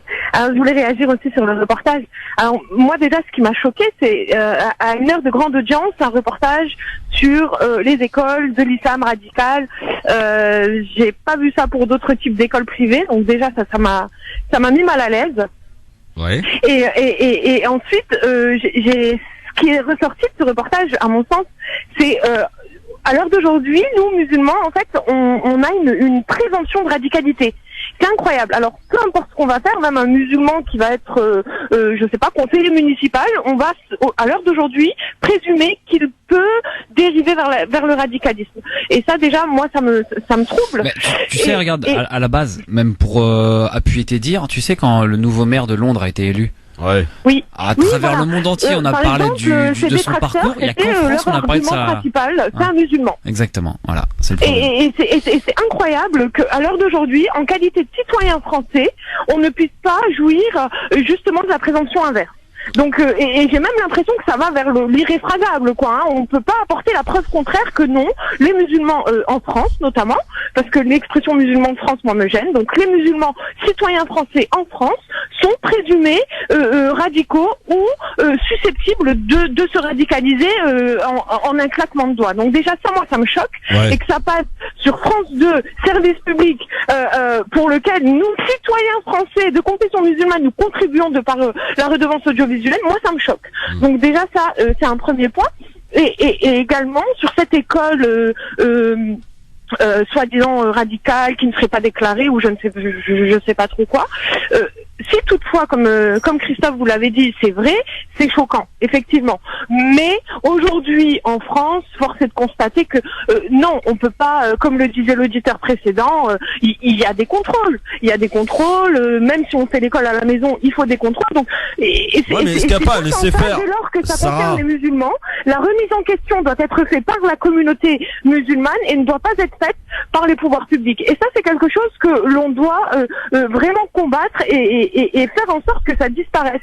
Que la remise en question, les réformes, c'est le service public qui doit se réformer. Pourquoi tant de parents, tant de citoyens décident de mettre leurs enfants dans des écoles privées?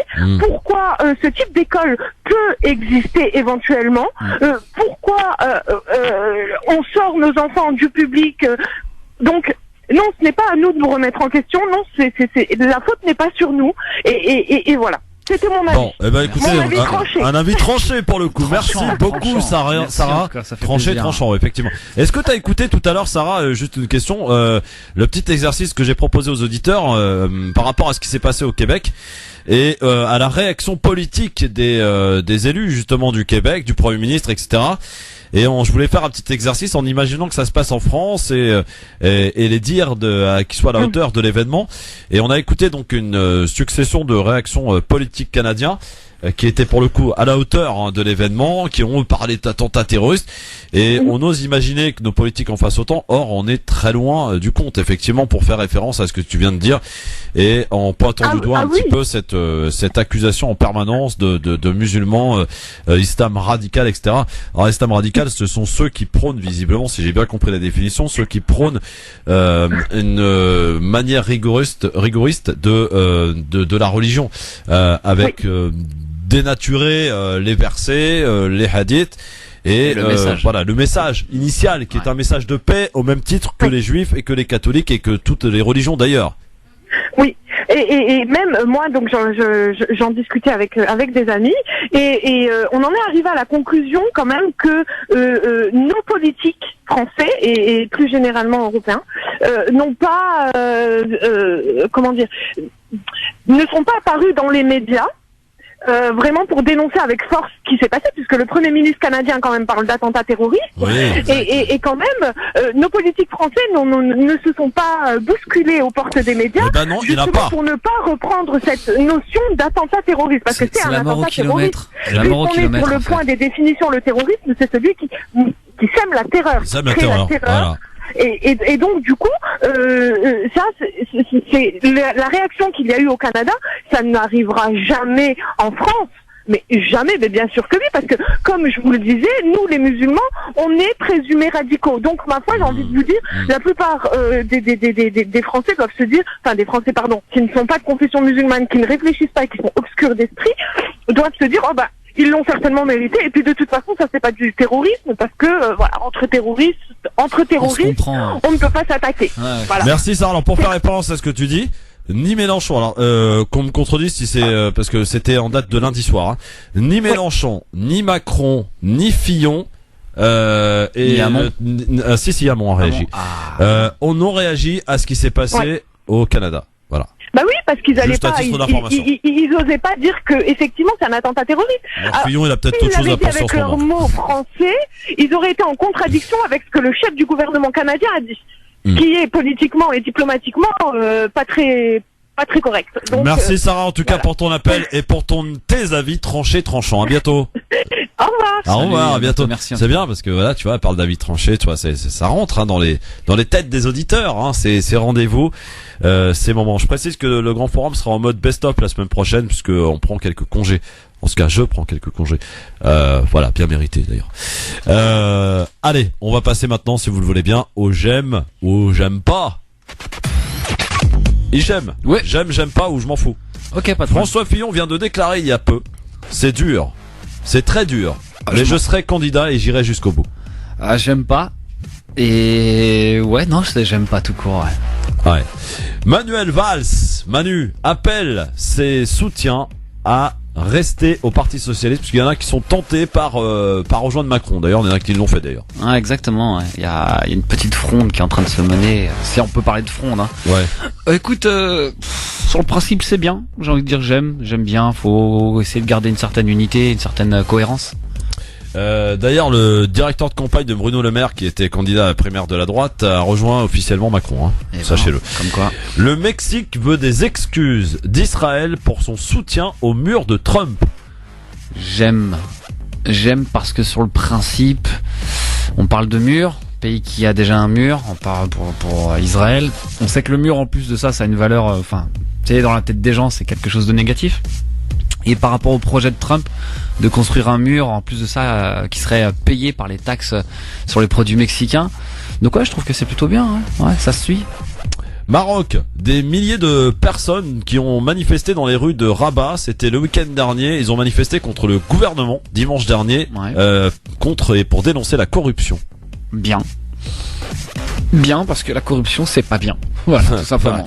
Ouais, ça c'est pas mal ça. Ouais. Tunisie, l'Union européenne prolonge le gel des avoirs du clan Ben Ali et Trabelsi. Bien, en espérant que un jour ça soit dégelé et que ça vienne entre guillemets dans les caisses pour le peuple.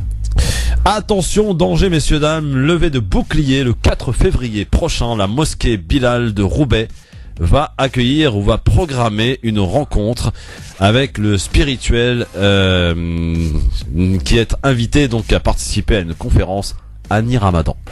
Hani Ramadan, le frère de Tariq.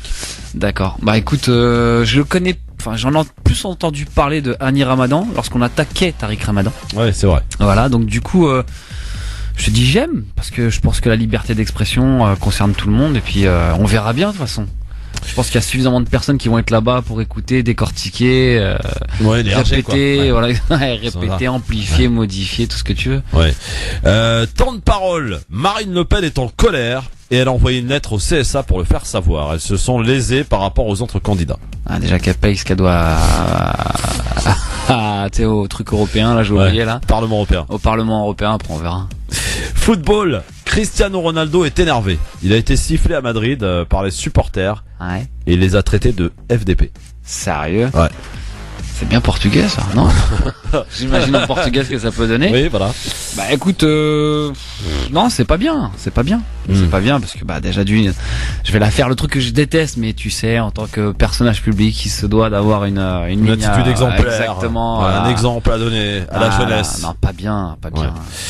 Mediapart et le magazine quotidien, l'émission de Yann Barthès sur TMC, refusé au lancement de la campagne de Marine Le Pen le week-end dernier. Ils ont été dégagés purement et simplement. Bien parce qu'ils font bien leur travail. Ouais. Voilà, et d'ailleurs, on y rajoute qu'un journaliste de cette émission quotidien a été aussi dégagé d'un endroit où Marine Le Pen était. Ouais. Et apparemment, ça a été assez violent. Les images vont être diffusées ce soir, paraît-il. D'accord. Ok. Voilà. Bah après, faut pas oublier un truc, c'est que eux aussi se servent aussi de ces Yann Barthès et de son émission. Bien sûr, c'est le buzz. Bah c'est le buzz. Ça fait le buzz. Ah, les politiques, ils ont besoin de ça. Ouais. Tu vois. Alors quand on te parle de matraquage médiatique ou de lynchage médiatique, faut pas oublier que quand il n'y a pas d'affaires, ils sont bien contents d'être à la télé ou dans les radios ou dans les BD. C'est de la communication gratuite. Hein. Ouais. C'était le j'aime ou j'aime pas pour ce mercredi avec Hicham Terak. Ouais, allez, messieurs dames. Ouais. Le moment de la liberté a sonné. La sirène se fait retentir sur toute la planète Terre. Amis peuple du monde, vous avez la parole sur France Maghreb 2. Le dispositif est assez exceptionnel, on vous le propose tous les jours au quotidien dans cette émission. 01 40 33 9000 sont les numéros magiques à composer maintenant si vous avez toutefois quelque chose à faire savoir, à transmettre, une prise de parole que vous souhaitez nous faire partager. La règle est simple. Je décroche. Et vous me donnez votre prénom et votre ville d'appel. Et c'est à vous de jouer. Allô, bonsoir. Oui, bonsoir. Bonsoir. C'est Jawed de Créteil. Salut Jawed de Créteil.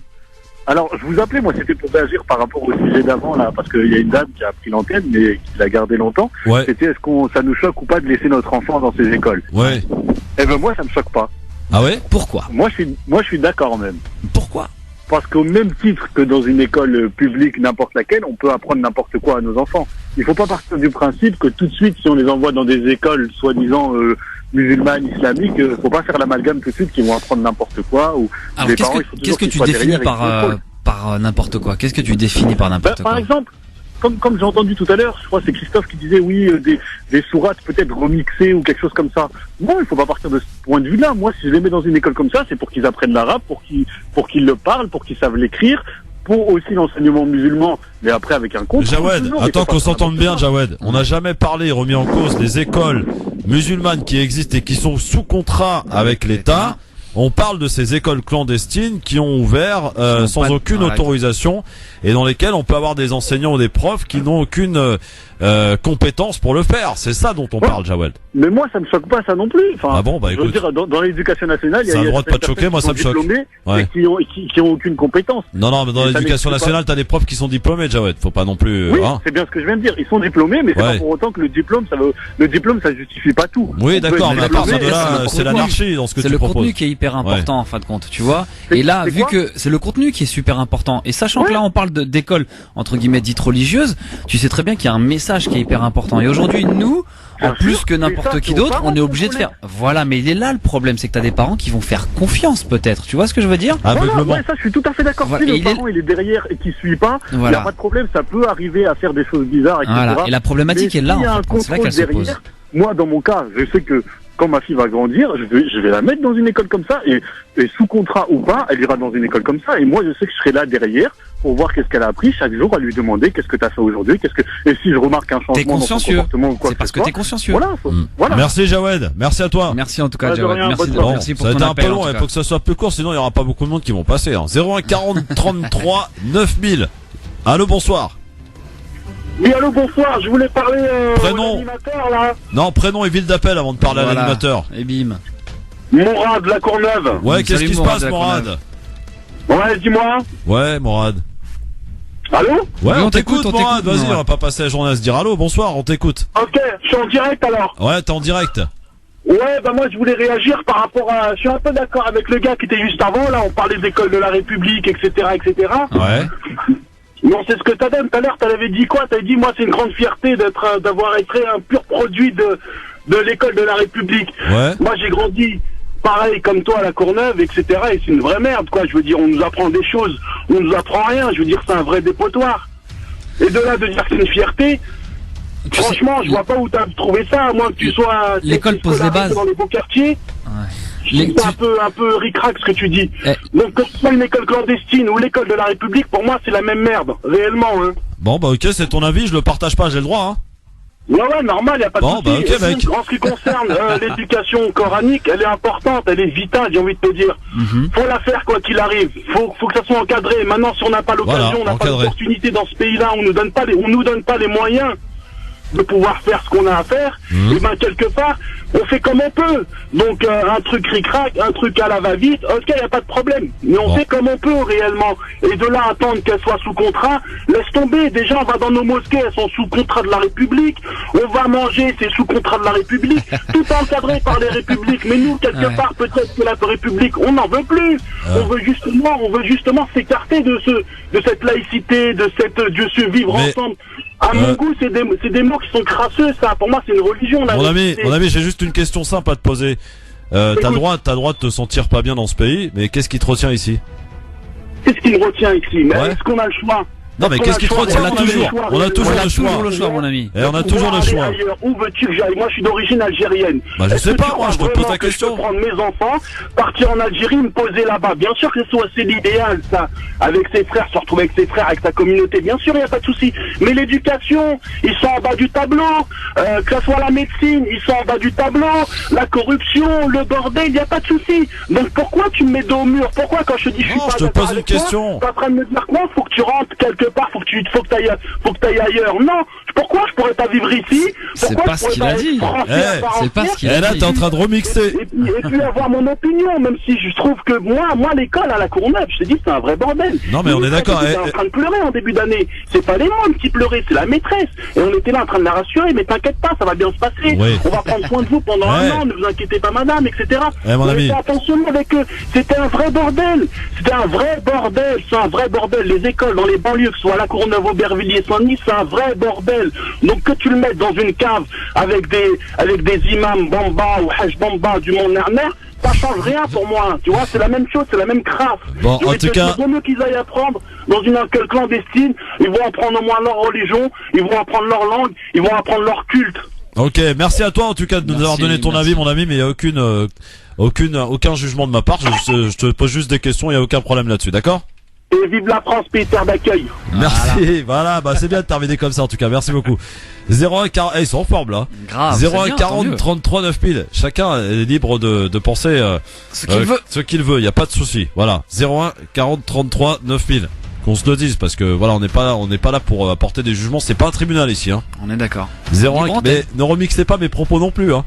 J'ai le droit d'être fier et effectivement, pour faire référence à cet auditeur qui parlait des écoles de la banlieue, j'ai croisé lors d'un voyage en Turquie un professeur qui exerce en Seine-Saint-Denis et qui me disait on est tellement en manque de personnel que en Seine-Saint-Denis, avec une moyenne de 5 sur 20, on devient professeur en Seine-Saint-Denis parce qu'on est tellement en manque de professeurs qu'aujourd'hui on a des professeurs qui n'ont même pas la moyenne au concours et qui sont pourtant admis. Allô, bonsoir. Bonsoir, salut Christophe. Salut à ton invité. Prénom et ville d'appel. Abdel Lorient. Ouais, je vous écoute depuis tout à l'heure. Bien, ça chauffe bien là, c'est bon. Ouais, c'est chaud là, ça chauffe là, ouais. C'est chaud. Ouais, je voulais vous dire, il faut encadrer n'importe quelle école, que ce soit ici ou à Tombouctou. Il faut qu'il y ait des règles. D'accord, on peut pas, parce qu'aujourd'hui il y a des extrémistes, aujourd'hui il y a des laxistes, il y a tout ce qu'on veut. Donc c'est vrai, je comprends un peu le gars tout à l'heure quand il parle, j'aime pas trop l'école française. Pourquoi? Parce que il y a la théorie du genre, ça fait pas trop. D'ailleurs même les Français eux-mêmes et les gens d'origine, les étrangers n'étaient pas contents par rapport à ça. Donc c'est vrai qu'on va un peu n'importe où et on fait un peu n'importe quoi. Maintenant dans l'académie, il faut remettre un petit peu d'ordre, parce que moi j'ai appris à l'école, dans le temps on avait tous une petite blouse bleue, un petit encrier avec une petite plume, et on avait tous à peu près le même accoutrement. Il n'y avait pas de problème. Avant c'était bien. Avant c'était bien. Mis à part ça, il faut bien que ce soit encadré, peu importe l'école, et qu'il y ait la tolérance et que tout le monde puisse vivre ensemble, voilà, sans discrimination. Regardez, aujourd'hui on parle pas des écoles juives, et elles apprennent des choses qu'on ne saura jamais. Parce que si vous lisez le Talmud, c'est pas très clair non plus ce qu'ils apprennent. Hein. Il y a des choses qui sont dramatiques, mais on leur dira jamais rien, ces gens-là. parce que eux, c'est bien cadré, c'est bien scellé, et on s'approche pas d'eux. Pourquoi? Parce qu'ils ont su se protéger. Merci Abdel. Voilà, Abdel. nous, on sait pas, nous, on a beaucoup de jalousie, on essaye de se mettre des bâtons dans les roues, je sais pas pourquoi. Après, parlons pas d'origine, comme Tijan disait tout à l'heure, j'ai emmené mes enfants en Algérie, mais c'est le bordel là-bas. Non, la France, c'est le pays à tous ceux qui aiment la tolérance et de vivre ensemble. Voilà, merci Abdel. Vous êtes trop gourmand aujourd'hui, hein, parce qu'il n'y a pas de place pour tout le monde là. Ouais. Vous êtes chaud patate les gars, 01 40 33 9000. C'est le sujet qui on va en prendre encore un ou deux malheureusement, mais ça sera tout pour aujourd'hui. Allô, bonsoir, prénom et ville d'appel. Oui, bonsoir Christophe, c'est Abdelrahman de Paris. Oui, Abdelrahman, on t'écoute. Ouais, mais je voulais parler de Slimane Azem, là où tu as passé la chanson hier. Ouais. Donc Slimane Azem, il était interdit de rentrer en Algérie dans les années 60 et 70 par monsieur Bouharouba, qu'on appelait Boumedienne. Ouais. Mais plus, ces chansons, ils étaient interdites de passer à la chaîne 2. C'est vrai. Et à la chaîne 2, à cette époque, il y avait, à la tête de la chaîne 2, il y avait Kamal Hamadi, il y avait Sherif Khaddam, que tu vas passer tout à l'heure. Ouais. Il y avait aussi Sheikh Mourdi, qui était à la tête de la chaîne 2. Donc ces personnes-là, ils étaient complices. Après, dans les années fin 70, Sherif, comme il s'appelle, Sherif Khaddam, etc., je pense qu'il a demandé pardon de Slimane Azem. Merci Abdelrahman pour l'info. Allez, un petit dernier pour la route. Allô, bonsoir, prénom et ville d'appel. Oui, bonsoir, Ahmed de Paris. Oui, Voilà, je voulais juste signaler que le soldat qui a tué le Palestinien va avoir sans doute entre 3 et 5 ans de prison. Ouais. C'est-à-dire à méditer. Puis ma foi, je veux dire, la vie malheureusement d'un Palestinien, elle vaut absolument rien du tout. C'est comme si on avait tué un chien.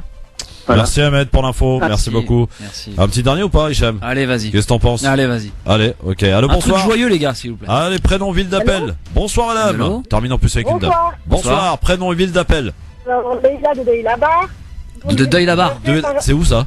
C'est vers Deuil-la-Barre. Valdoise. Voilà. Ah, Valdoise, ok, d'accord. Ok, on t'écoute, Laïla, qu'est-ce qui se passe? En fait, j'appelais par rapport aussi à l'école parce que tout à l'heure j'ai eu du mal à vous avoir.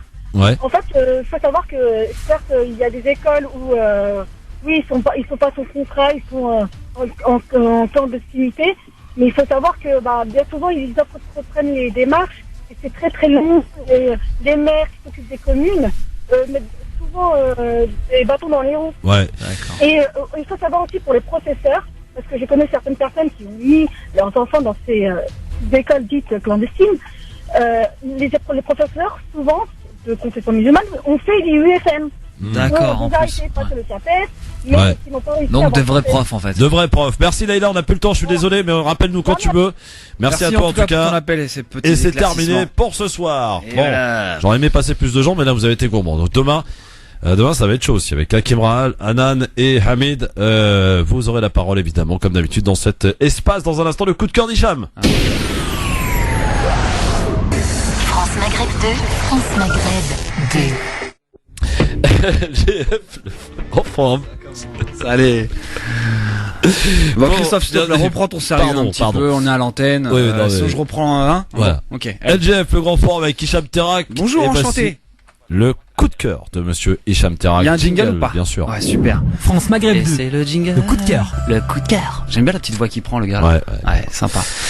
Ok, alors moi mon coup de cœur, Christophe, aujourd'hui, c'est un petit éclairage pour une association qui s'appelle les Colis du Cœur. Alors, je sais pas si c'est les Colis du Cœur 93 ou les Colis du Cœur tout court. En fait, depuis quelques temps, je suis l'aventure ou les mésaventures, je sais pas. En tout cas, heureuse d'une petite fille qui s'appelle Dora, qui a été un petit peu victime de la vie. Elle a été brûlée. Voilà, là, et en fin de compte, il y a une association qui l'a aidé, un garçon surtout qui s'appelle Yazid, et que j'ai contacté. En fait, et je me suis dit tiens, ce qui serait bien, c'est que ce garçon puisse nous raconter un peu cette histoire et surtout nous expliquer un petit peu l'action de son association. Donc je crois qu'on est en ligne avec Yazid, c'est ça? Oui, bonsoir Yazid. Bonsoir. Bonsoir Yazid, comment tu vas? Ça va et vous? Ouais, très bien. Écoute, nous ça va. Et toi, comment va? Merci pour le coup de cœur. Écoute, c'est normal. Franchement, ça fait plaisir. Écoute, franchement, voilà, ce que j'expliquais un petit peu tout à l'heure en antenne, c'est que depuis un bout de temps, que ce soit sur Instagram, sur Facebook, je voyais les photos défiler, donc je likais à chaque fois parce que ça m'a vraiment touché et je trouvais que ce que t'as fait pour cette petite, c'est vraiment juste exceptionnel. Et donc, d'une certaine manière, je tenais à te remercier pour elle et puis pour l'exemple que tu donnes. Et je souhaiterais aussi que tu nous expliques un petit peu les Colis du Cœur. Qu'est-ce que c'est? Vous faites quoi? C'est quoi le projet? En fait, on est une association qui a été créée il y a bientôt 3 ans. Ouais. C'était le 14 février 2014. D'accord. On est issu de la commune de Nez-sous-Bois.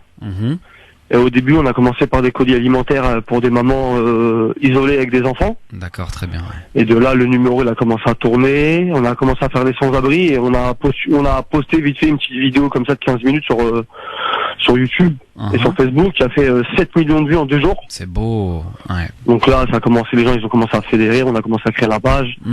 On a commencé à créer un Snap. Et, on fait aussi du humanitaire à l'étranger, c'est-à-dire on a un projet qui s'appelle Back to School. On a fait des opérations déjà en moins de 6 mois. C'est de faire reprendre l'école à des orphelins qui n'ont pas les moyens de s'offrir un cartable. Ah, c'est génial. C'est génial. On a fait, la première opération, elle a été au Maroc, dans le désert, dans un village qui s'appelle Tagendouche. D'accord. On a fait ce marocain, c'était au mois d'avril, et on a fait une deuxième opération, Back to School, volume 2, c'était au Togo. On est parti au Togo. Bien. On est resté 15 jours au Togo, et la prochaine, Inch'Allah, normalement, c'est le mois de mars, et c'est en Asie. D'accord, c'est génial. Très bien. Est-ce que tu peux me dire aussi un petit peu comment vous êtes organisé, où est-ce qu'on peut vous retrouver, vous contacter, tu vois un petit peu comment ça tourne? On peut nous contacter sur Facebook, c'est les colis du cœur à Nez-sous-Bois. On a un Snapchat ici, et l'Instagram c'est le même, c'est colis du cœur 93. Ouais, voilà, c'est ça. Voilà, colis du cœur 93, c'est où on a commencé, quoi. D'accord. On n'oublie pas d'où on vient. Exactement. C'est ce qui est bien avec notre association, vu que j'ai tourné pas mal dans l'association, j'ai fait 10 ans à l'extérieur dans plusieurs assos. Ouais. On a voulu vraiment mélanger toutes les religions, des Arabes, des Noirs, des Français, des Européens, et on arrive à aider sans distinction de foi et de couleur de peau. Ça, c'est génial. Ouais, c'est magnifique. Et on a aussi beaucoup de soucis sur les enfants, comme vous avez dit, sur Doha. Ouais. C'est une petite qu'on a rencontrée au Maroc. D'accord. Durant notre voyage humanitaire pour les cartables scolaires pour les orphelins. Ouais. Et on en a présenté, quand on l'a vu, franchement, on a tous pleuré. Ouais, elle n'avait pas de main, elle dort les yeux ouverts, parce que les paupières sont mortes. Ouais. Elle n'avait pas de cheveux. Pas de doigts de pied. Et on a mis une petite pub comme ça sur Facebook, et en une semaine, on a récolté 45 000 €. C'est beau. La générosité est au rendez-vous en tout cas. Merci beaucoup pour nous avoir présenté cette association aujourd'hui. Merci à vous. Colis du cœur. Que ça dure. Colis du cœur sur Facebook, sur Insta, sur Snap, sur Snapchat, et allez-y, ils font vraiment du bon boulot, et je vous encourage à les aider. Voilà. Merci beaucoup Yazid, et bon courage à l'équipe. Salut Yazid, à bientôt. À bientôt. Ciao. Merci aussi à toi Hicham pour nous avoir proposé ce coup de cœur, cette association qui, j'espère, nos auditeurs vont être curieux et vont donc aller faire un petit tour du côté de cette association. Je l'espère, il le faut. Voilà. Bien. Bon, ami Hichem. Dis-moi tout. Je vais te libérer. Ah, ça y est, c'est bon, c'est fini. Ouais, ça y est, c'est fini. Ok. Et je te retrouve non pas la semaine prochaine, je penserai à toi lorsque je serai sur ma petite piste rouge. Piste rouge, petit joueur. Quoi? Piste noire, non, je te dis piste rouge parce que la piste noire est fermée, il n'y a pas assez de neige. Ah, voilà. Purée. Mais sinon, évidemment, piste noire, attends. Quand même. Donc tu pars au ski comme ça, tu nous lâches, tu pars. Ah bah, mais je peux te dire que c'est sans regret, les gars. Sérieux, tu manques là. Attends, il y a un épisode incroyable en politique en ce moment, tu peux pas lâcher ça. Ouais, mais non, Fillon, il a dit qu'il fallait attendre 15 jours, donc c'est bon, il me laisse le temps de partir une semaine en vacances. D'accord, il y a de la connivence politique média. Voilà, exactement. Ouais, tu sais comment ça se passe, toi-même, tu sais. Hein? Un petit peu, ouais. Bon. En tout cas, je te dis à très bientôt. Bah écoute, amuse-toi bien, et puis que dire de plus, mis à part amuse-toi bien? Bah, je sais pas, à bientôt. À bientôt. Voilà. Merci beaucoup. Demain, à cette même micro, notre ami Hakim Rahal, Annan Zawani, et aussi monsieur Hamid Karmani, qui sera avec nous donc demain, donc du beau monde. Et puis vendredi, puisque j'en suis là, la Baronne Bouchra, Tarek Mami et également Jean-Marc Zébélus. Voilà. Un beau plateau en perspective. Exactement. Donc, pour finir cette semaine sur France Maghreb 2, merci d'être avec nous, il est 18h01. Le rappel de l'actualité avant de retrouver Amar dans un instant pour l'éphéméride et le coup de cœur et le journal de la Cannes. C'est Marine Garel pour l'info. Bonsoir Marine. Bonsoir à tous. Le résultat de la primaire de la droite est caduc. C'est le député républicain du Rhône, Georges Fenech, qui le dit aujourd'hui. Selon ce proche de Nicolas Sarkozy, la situation de François Fillon, affaibli par des soupçons d'emploi fictif concernant son épouse, est aujourd'hui très compromise. Cet après-midi, le député Les Républicains, Philippe Gosselin, va plus loin. Il appelle Alain Juppé à réfléchir à être un recours en cas de désistement de François Fillon. Et malgré les fissures au sein de son parti, le candidat de la droite à la présidentielle ne lâche rien. Il dénonce un coup d'État institutionnel venu de la gauche. La crédibilité de ma candidature est remise en cause. Je vous demande d'être solidaire et de tenir 15 jours, le temps que l'enquête fasse la lumière sur cette affaire. C'est ce qu'a déclaré le député de Paris aux parlementaires de la droite et du centre. Ils étaient réunis ce matin au QG de campagne parisien. À Lille, une mère de 2 enfants handicapés a passé 10 heures au sommet d'une grue avant de redescendre. Au sol, le père a expliqué que les 2 enfants sont privés de prise en charge par la caisse d'assurance maladie. Un détenu de la maison d'arrêt de Grasse dans les Alpes-Maritimes a tenté de tuer les surveillants dans la nuit de samedi à dimanche. Pour ce faire, il a simulé son suicide. Il a installé un mannequin au sol dans une mare de grenadine en guise de faux sang. Après le scandale des moteurs truqués, Volkswagen versera jusqu'à 1,2 milliard de dollars d'indemnisation à ses clients aux États-Unis. Il s'agit de les indemniser pour les quelques 78 000 voitures diesel concernées. Ce plan s'appliquera aux moteurs 3 litres qui équipent des voitures Audi et Porsche, ainsi que les modèles de Touareg et Volkswagen. Volkswagen qui s'est également engagé à rappeler gratuitement et à remettre aux normes environnementales environ 58 000 véhicules commercialisés entre 2013 et 2016. France Maghreb 2, service, info, musique, divertissement. France Maghreb 2. France Maghreb.